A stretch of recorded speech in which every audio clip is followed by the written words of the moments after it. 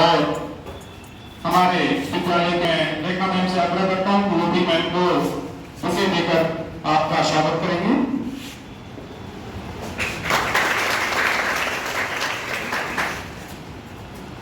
बहुत बहुत धन्यवाद मैम।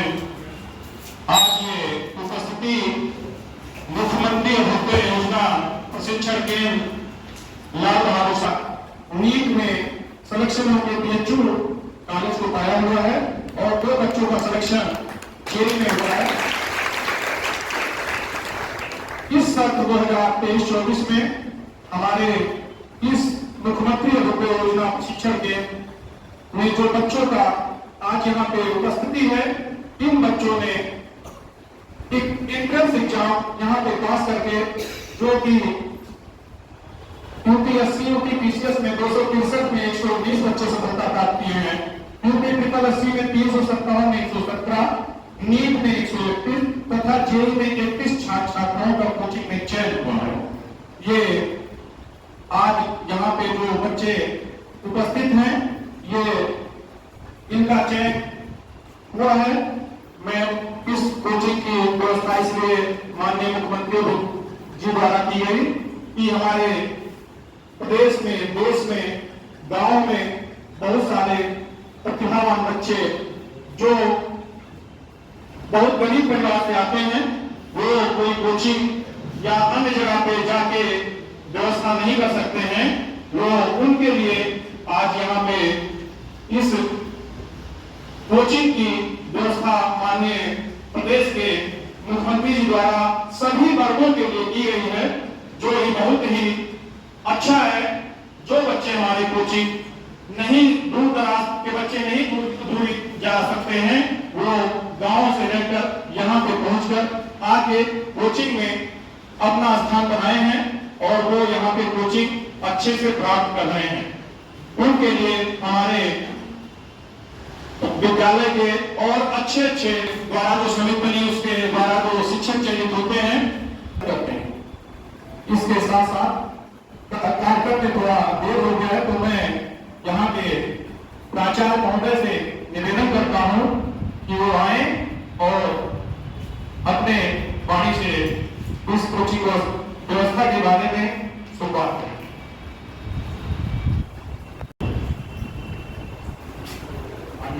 मुख्यमंत्री जी की महत्वाकांक्षी परियोजना मुख्यमंत्री अभ्युदय योजना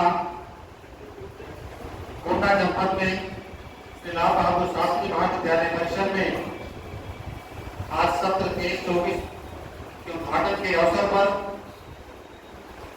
जिले को नई दिशा और दशा देने वाली जिलाधिकारी महोदया, महाविद्यालय प्रबंधन समिति की आप अध्यक्ष भी हैं, हम महाविद्यालय परिवार की तरफ से आपका हार्दिक स्वागत और अभिनंदन करते हैं।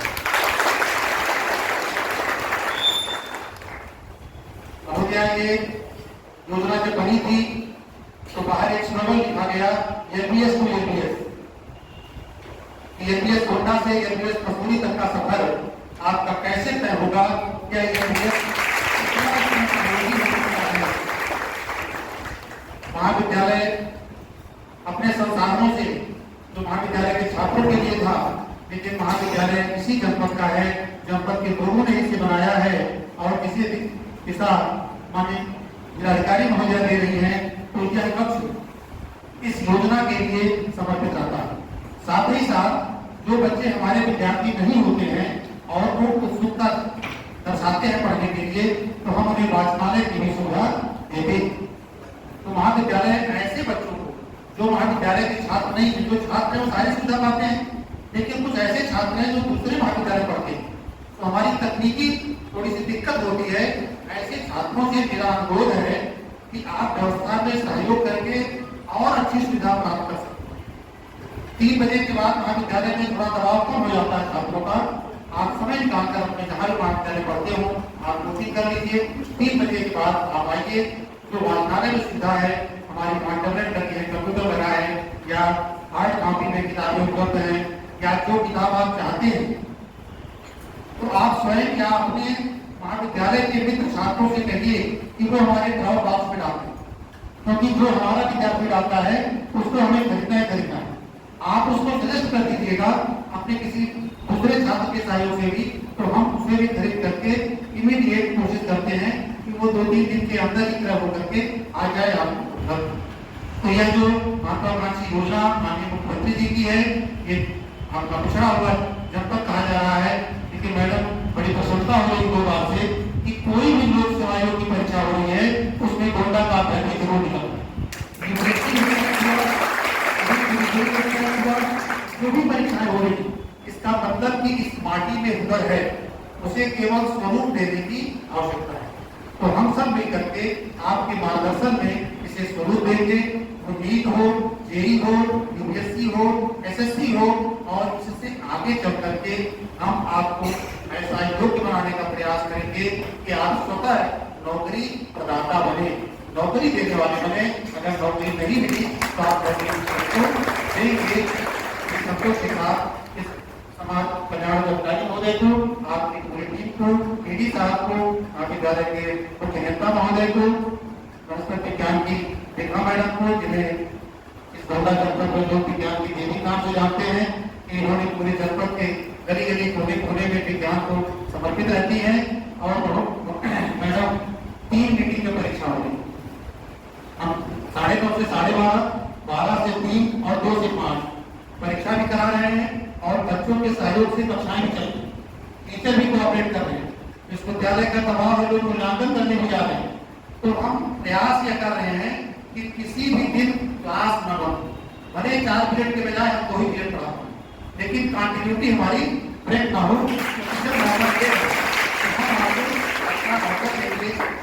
महाविद्यालय में है, जब कोई भी पीरियड टीचर खाली रहता है तो मैं कोशिश करता हूँ कि तात्कालिक व्यवस्था करूँ कि जो बच्चा दूर से आया वो वापस ना जाए कि आज टीचर नहीं आए। तो मैं एक बार पुनः अपने अगुआ को धन्यवाद देते हुए आप सबका, नए छात्रों का भी, आप सबका भी स्वागत अभिनंदन करता हूँ कि आप अपने भविष्य को जो सोचे हो उसे मन में एकदम पोटली बांधकर बहुत गोपनीय रखिएगा, जिसे आप जाने। और जब ऐसा आप करेंगे तो वह एकदम जो है चंद्रयान की तरह जाएगा और सॉफ्ट लैंडिंग करके आपको दुनिया में अग्रणी बनाएगा। बहुत बहुत धन्यवाद। जो कि हमारा ये परिवार LPS degree college, PG college का जो परिवार है, आप लोगों के बहुत सहयोग से हम लोग यहाँ पे पहुँचते हैं। ये कार्यक्रम को आगे चालू कर रहे हैं, चालू और भी अच्छे तरीके से आप लोगों से विचार विमर्श करके अच्छा करने का प्रयास करते हैं। जो भी होता है आप लोगों के सहयोग से होता है, जिसमें आप मुख्य हैं। अब मैं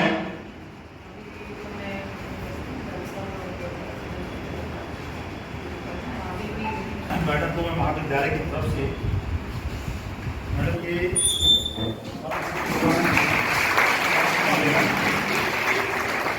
जन्मस्थली गोरखपुर समर्पित, और ये विवेकानंद जी के साथ वर्ल्ड रिलीजन कॉन्फ्रेंस में भाग लिए थे। तो आपकी कर्मठता और तत्परता को ये और अच्छा करेगा, दिशा देंगे।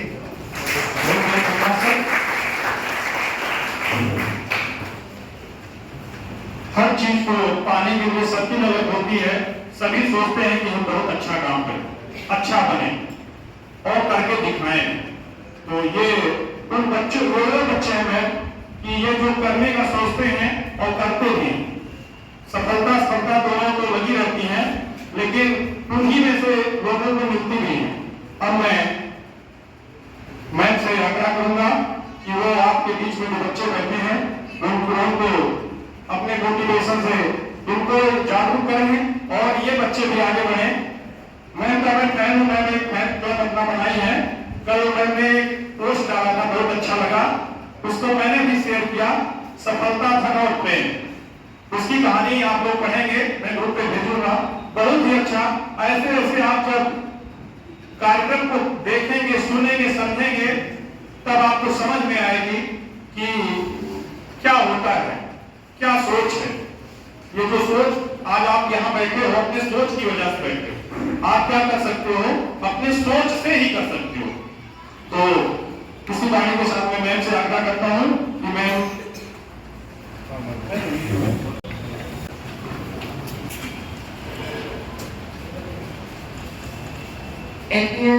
डिग्री कॉलेज के इस प्रांगण में उपस्थित यहाँ के प्रिंसिपल साहब, हमारी टीम के जो मेंबर्स हैं, समाज कल्याण अधिकारी, कमीशन अधिकारी, आपके बहुत ही मनोयोग से जुड़े हुए ऐसे टीचर्स जो ज्ञान की गंगा आपके बीच में दे रहे हैं, ऐसे यहाँ पर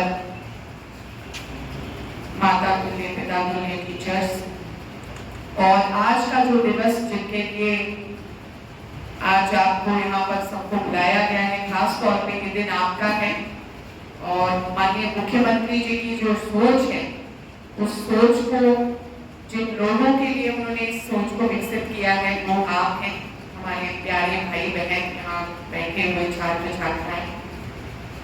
आज माननीय मुख्यमंत्री जी की मंशा के अनुरूप एक ये जो कार्यक्रम है अभ्युदय योजना का, उसका शुभारंभ तो है ही, साथ में LPS डिग्री कॉलेज का एक इंटरैक्टिव सेशन जो ड्यू रह गया था, शायद पिछली बार आप लोगों ने सबने बहुत वेट किया और आज भी थोड़ा सा मेरी व्यस्तता के कारण लेट हो गई है, लेकिन ये वो इंटरैक्टिव फोरम है जिसमें इस योजना के बारे में तो एक आपको स्टेपिंग स्टोन के रूप में मैं कुछ बात कहना चाहूंगी, लेकिन साथ ही साथ अपने साथियों को, यहाँ प्रिय साथी वर्ग जो बैठा है, कुछ समय पहले, बहुत हाल फिलहाल की बात लगती है, हालांकि 10 साल हो गए, कि आपकी तरह मैं भी एक स्टूडेंट के रूप में अपने सपने को साकार करने के लिए आंखों में सपने सजोए, अपने पेरेंट्स के, अपने टीचर्स के सपने को साकार करने के लिए उन्हीं अभिलाषाओं के साथ ऐसे ही कहीं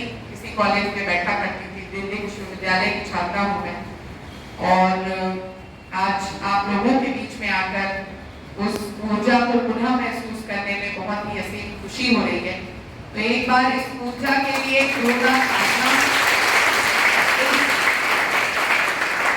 सकारात्मक भाव के लिए जोरदार तालियां, इस सकारात्मक सेकंड के लिए। देखिए, जैसा कि अभी जो यहाँ पे कंपेयर कर रहे थे, आपने जैसा कहा, बहुत सही बात कही कि जो सारा खेल है वो हमारी सोच का है। हमने कितना ठान लिया। आपके प्रिंसिपल साहब ने आज चंद्रयान की बात कही है, तो मैं उस तरीके की एक बात जो थॉट एक मेरे साथ हमेशा रहा है, उससे मैं शुरू करना चाहूंगी। कहीं किसी ने कहा है कि shoot for the moon, even if you fail you will land among the stars. अगर हम चांद की कल्पना करेंगे, चांद के लिए एम करेंगे, तो अगर हमारी किसी भी तरह से, पहले तो प्रयास पूरा होना चाहिए, पूरे शिद्दत के साथ में प्रयास होना चाहिए, और उस प्रयास में मान लीजिए कहीं पे हमें थोड़ी सी चोट भी मिलती है, हमें थोड़ी सी असफलता भी मिलती है, तो वो असफलता भी हमें कहीं ना कहीं तारों के बीच में जरूर चमकाएगी। इस सोच के साथ में हम लोगों को ठानना है कि हमें करना क्या है। और मुझे बहुत खुशी हो रही है कि देखकर एक इतना सिंसियर वर्ग यहाँ पर बच्चे बैठे हुए हैं, और आपने कुछ ना कुछ ठान कर ही इस प्रशिक्षण कार्यक्रम में जुड़ने का आपने मन बनाया है। ये एक अच्छी सोच के साथ में स्टार्ट की गई योजना है। हम लोग कॉलेज में पढ़ते थे, तो कॉलेज में जिस प्रकार से जो फाउंटेन ऑफ नॉलेज होता है, स्कूल्स के मुकाबले कॉलेज में हमारा जो कहते हैं ना चहुमुखी विकास, वो होता है।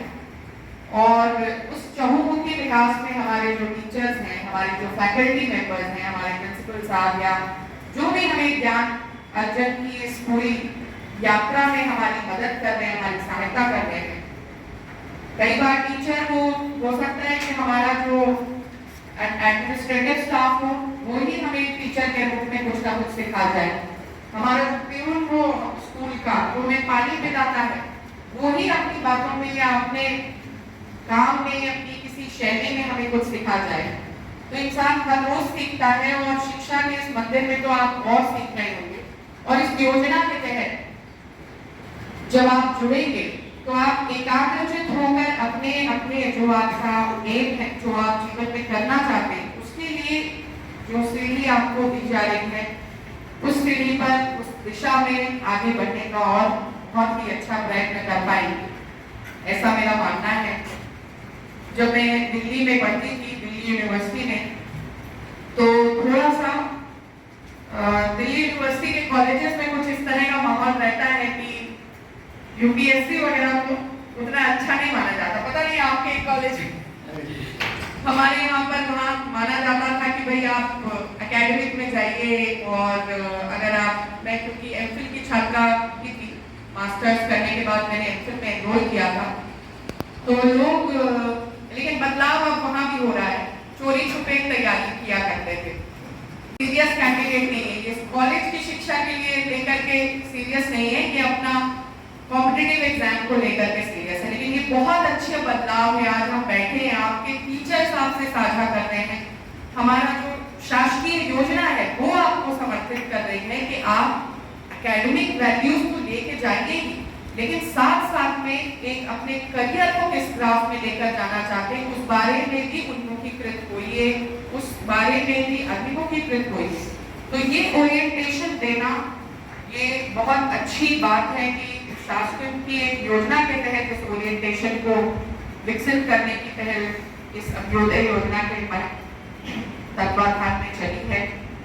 और लाल बहादुर शास्त्री एकेडमी, लवासना का नाम तो आप लोगों ने सुना ही होगा, तो उस एकेडमी, जब एलबीएस के इस परिसर से अगर उस परिसर तक की यात्रा इस पूरे ग्रुप की हो सके, मैं चाहूंगी कि ऐसा दिन देखने को मिले। तो आपके आपने कहा वहां जाने का सबको मौका मिले, आप जहां भी जाना चाहते हैं, जो आपने अपने लिए एम बनाया हुआ है, लेकिन उस एम के सबसे सर्वोच्च, सबसे शीर्ष स्तर तक आप पहुंचे, ऐसी मेरी शुभकामनाएं हैं। मैं एक और बात, बहुत जब भी कभी स्टूडेंट्स से इंटरेक्ट करती हूँ तो मैं एक बात हमेशा कहती हूँ कि हमारी पर्सनालिटी के दो ट्रेट्स होते हैं जो कि एक अच्छे व्यक्तित्व के विकास में या संपूर्ण व्यक्तित्व के विकास में बहुत आवश्यक है। चाहे वो आप एक प्रशासनिक अधिकारी की भूमिका में अपने आप को देखें, चाहे वो आप किसी भी संपूर्ण व्यक्तित्व के विकास के लिए, दो पहलू हमारी पर्सनालिटी के बहुत इंपॉर्टेंट होते हैं। एक तो हमारा करेजियस साइड होता है, जिसमें हम अपना साहसिक निर्णय लेने की जो क्षमता है उसको विकसित करें, एक डिसाइसिव रोल में, एक निर्णयात्मक भूमिका में रहने की क्षमता को विकसित करें। वहीं दूसरा पक्ष जो है, दूसरा पहलू जो है कि हमारे अंदर की जो विनयशीलता, हमारे अंदर की जो संवेदनशीलता है, उसको भी उतना ही जीवंत रखें। ये दोनों पहलुओं का अगर हम बहुत बेहतरीन समागम, एक रूप हम दे पाए, तो निश्चित तौर पे हमारा जो भी कार्य क्षेत्र हो, चाहे वो किसी भी तरीके का कार्य क्षेत्र हो, एक बेहतरीन समागम के साथ में, एक संपूर्ण व्यक्तित्व में हम अपने आप को विकसित पाएंगे, और जो भी हमारा रोल है, जो भी कार्य करने की जो क्षमता है, उसको हम 100% पोटेंशियल तक उसको अचीव कर पाएंगे। तो इस पूरे कार्यक्रम में जब आप जुड़े, तो केवल ज्ञान वर्धन ही नहीं आवश्यक है, आवश्यक है कि आप अपने व्यक्तित्व के विकास पर भी ध्यान दें, क्योंकि पर्सनालिटी वैल्यूएशन भी एक बहुत महत्वपूर्ण बिंदु होता है। जब भी आप कोई कॉम्पिटिटिव एग्जाम में बैठते हैं तो आपकी नॉलेज तो परखी जाती है, लेकिन आपका किस तरह का पर्सनालिटी ट्रेट है, किस तरीके का आपका व्यक्तित्व का विकास हुआ है, कहाँ आप निर्णयात्मक क्षमता आपके अंदर कितनी है, और कितना आप कूल काम कंपोज होकर एक बेहतरीन भूमिका में अपनी जो योगदान है अपने राष्ट्र के निर्माण में वो दे पाते हैं, इन चीजों का भी आकलन किया जाता है। तो ये जो पूरा एक कार्यक्रम है, प्रशिक्षण कार्यक्रम, ये बहुत ही होलिस्टिक है, और इस कार्यक्रम में आप ज्ञानवर्धन के साथ में अपने नॉलेज को संवर्धित तो करिए ही, और साथ साथ में अपने पर्सनालिटी डेवलपमेंट पर भी जरूर ध्यान दीजिए। और पर्सनालिटी डेवलपमेंट इस प्रशिक्षण केंद्र से आप जो आपके टीचर्स, हम लोग जो पैनल अभी सेलेक्ट कर रहे हैं, हम उसमें से best of the best teachers छांट कर आपको देना चाहेंगे, जो लोग इस काम में आपके साथ जुड़ना चाहते हैं। जब कोई व्यक्ति अपना काम पूरे मन लगा के करता है, जिसमें उसका मन होता है, तो वो ऑथेंटिक रूप से, जितना ऑथेंटिक वो होता है उतना ओरिजिनल, जितना उसका पर्सनालिटी है उससे ही वो अपना परिणाम भी उतना बेहतरीन दे पाता है। तो हमारा ये प्रयास रहेगा कि आपको एक बहुत अच्छा पैनल उपलब्ध कराया जाए, ताकि यहाँ से जब आप प्रशिक्षित होके जाए तो आप महसूस करें कि आपने कुछ जो टेक होम है आपका बहुत कॉम्प्लीट है और कुछ एक बेहतर व्यवस्था आप लेकर जा रहे हैं। एक और बात मैं ये भी कहना चाहूंगी, जैसा ये विषय आया कि गोंडा की जमीन में, यहाँ की माटी में वो हुनर है कि हर वर्ष यहाँ से निरंतर कुछ ना कुछ उपलब्धियां हम लोग देख रहे हैं। और बात छोटी जगह या बड़ी जगह की नहीं होती है, बात इसकी नहीं होती है कि हम कहाँ से पढ़े थे, थोड़ा बहुत मैटर करता है, लेकिन बात ये भी होती है उनकी सोच पर आकर बात दिखती है। अगर हम सीमित संसाधनों में भी अपने आप को कितना परिपक्व कर रहे हैं। कई बार होता है कि जब संसाधन हमारे सीमित होते हैं तो हमारे अंदर की जो क्षमता है उन सीमित संसाधनों में भी बहुत ही बारीकी से उन चीजों को निकालने में, हमारी पर्सनैलिटी के अंदर विकसित करने में हमारी बहुत मददगार होती है, जो शायद बहुत सारे संसाधनों की उपलब्धता में हम उसको टेकन फॉर ग्रांटेड ले लेते हैं। आपको विकसित करना है। और एक छोटा सा उदाहरण मैं हमेशा स्टूडेंट्स को देती रही हूँ। मैं छत्तीसगढ़ में, जहाँ पर मेरे पेरेंट्स थे डॉक्टर्स हैं, लेकिन बहुत छोटे डिस्ट्रिक्ट में हम लोग थे। उसके बाद मैं बोर्डिंग स्कूल में पढ़ने गई, तो बोर्डिंग स्कूल में बहुत बड़े बड़े शहरों के बच्चे थे और हम जहाँ से आ रहे थे छत्तीसगढ़ में सरगुजा डिस्ट्रिक्ट था, वहाँ लाइब्रेरी नहीं थी, बहुत ज्यादा कंप्यूटर वगैरह की भी उपलब्धता नहीं थी। तो कोई भी होम असाइनमेंट जो मिलता था तो उस होम असाइनमेंट में, जैसे दिल्ली से आ रहे बच्चे, हिस्ट्री का फॉर इंस्टेंस एक असाइनमेंट मिला, तो दिल्ली में बहुत हिस्टोरिकल एस्पेक्ट्स मौजूद हैं। कुतुब मीनार पे किसी ने कर दिया, किसी ने रेड फोर्ट पे किया, तो हिस्ट्री बहुत ज्यादा है। कैलकाटा के स्टूडेंट्स थे मेरे बोर्डिंग स्कूल में, तो उन्होंने विक्टोरिया मेमोरियल पे कर दिया। लेकिन मैं सरगुजा से थी, तो सरगुजा में एक सरगुजा एस्टेट था, जैसे आपका कोई मनकापुर कोर्ट है या कोई ऐसा एस्टेट है, इस तरह का एक छोटा सा एस्टेट था। चूंकि वहां पर इतिहास की बहुत ज्यादा मेरे पास में कोई पृष्ठभूमि नहीं थी, तो मैंने उसी पर असाइनमेंट कर लिया। और जब मेरा असाइनमेंट, इतने सारे असाइनमेंट्स के बीच में जब उसकी आकलन हुआ, तो वो सबसे ज्यादा अलग था, यूनिक था और उसमें मेरे नंबर बहुत। तो जब सीमित हुआ संसाधन, जब हमारे पास में बहुत ही कम चीजें मौजूद थी, तो उसमें से कितना बेस्ट हम ग्रैस्प कर सकते हैं, इस क्षमता को विकसित करने का आप लोगों के पास में अभूतपूर्व आपको एक मौका मिला हुआ है। और साथ साथ में एक सीढ़ी मिली हुई है इस अंत्योदय योजना के साथ, और आपके इतने अच्छे फैकल्टी जो हैं, आपके टीचर्स हैं, उनके मार्गदर्शन में निश्चित तौर पे एक बहुत ही सुखद जर्नी में आप लोगों के लिए फोर्सी करती हूँ और आप लोग अपनी सफलता बहुत जल्द हासिल करें, ऐसी मैं शुभकामनाएं देना चाहती हूँ, ज्यादा समय ना लेते हुए, क्योंकि अभ्युदय का जब आपका चरणबद्ध रूप से शुरू होगा तो कमिश्नर सर भी आपसे इंटरेक्ट करेंगे। हम लोग भी समय समय पर, मुझे कोई विषय वस्तु, मुझे जैसे ज्योग्राफी और जनरल स्टडीज के कुछ सेशंस मैं भी लेने आऊँ तो बहुत अच्छा रहेगा।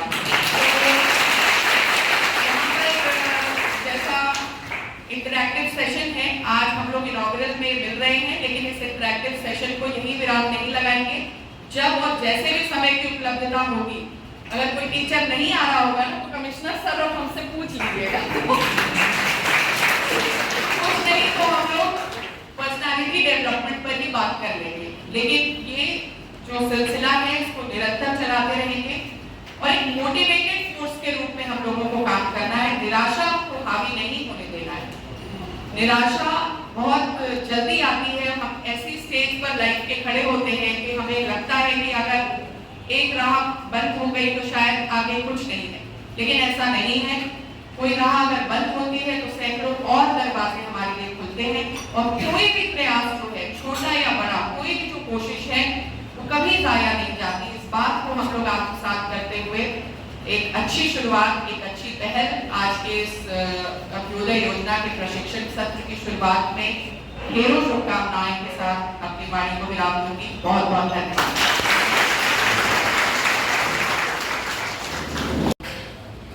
विचार हम लोगों के बीच में प्रस्तुत किया बहुत ही अच्छा। कहा जाता है कि सीखना एक कला है, लेकिन उस सीख को आप आज यहाँ बैठे हैं, हर जगह कुछ ना कुछ हम लोग सीखते ही रहते हैं। कि मैम ने अपना बहुत ही अमूल्य समय लेकर यहाँ पे हम लोगों के बीच में उपस्थित हुई है, जो कि हमारे बीच में आई। एक दिन और भी था, उस दिन नहीं होता, आज अपना अमूल्य समय निकाल के यहाँ पर पहुंची। उसके लिए मैं सर से निवेदन करूंगा कि वो अपना आगे मैम को धन्यवाद करें।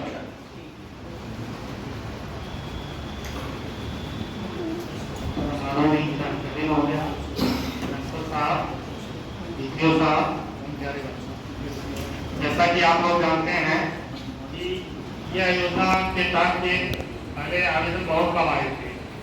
आवेदन कम आए थे तो फिर से डेट बढ़ाई गई, और डेट बढ़ाने के बाद आवेदन जो हमारे 700 के 350 के आसपास, तो फिर परीक्षा कराई गई। परीक्षा में जो लोग सेलेक्ट हुए लगभग 119, उन्हीं लोगों को इस योजना के तहत चयन किया गया है। और पहले तो इसकी कोई गाइडलाइन निर्धारित नहीं थी, लेकिन इस बार गाइडलाइन स्पष्ट निर्धारित है कि जो लोग यूपीएससी एसएससी की तैयारी करेंगे तो कम से कम बैचलर हो, जेई और नीट के लिए जो तैयारी करेंगे कोई कम से कम हाई स्कूल पास ही 11-12 में पढ़ रहे हो तो वो अप्लाई कर सकते हैं। पहले ऐसी व्यवस्था नहीं थी, इस कारण से थोड़ा सा दिक्कत हो रहा है। मैं इस बार हमारा जेई का क्लास GGIC में चलेगा, जेई और नीट का, और यहाँ पर यूपीएससी और एसएससी का क्लास चलेगा, क्योंकि कोर्स बहुत लंबा है। इसलिए इस कक्षा में केवल यूपीएससी का क्लास चलेगा। और प्रिंसिपल साहब ने मैंने अनुरोध किया है कि एसएससी के लिए हमको एक क्लास और दे दें, ताकि हम कोर्स को समय पर कंप्लीट कर दें। आपने मैम हमको समय दिया, जैसे कम समय में से इतने समय हम लोगों को लगभग बंद होना चाहिए था, इसलिए मैंने बहुत बहुत धन्यवाद।